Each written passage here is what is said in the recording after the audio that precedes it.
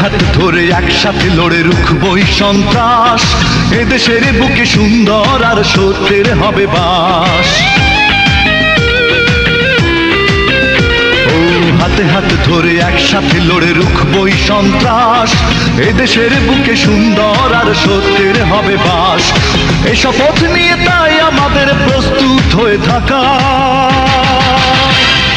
স্বাধীন দেশে উড়বেই যেন স্বাধীন পতাকা, স্বাধীন দেশে উড়বেই যেন স্বাধীন পতাকা।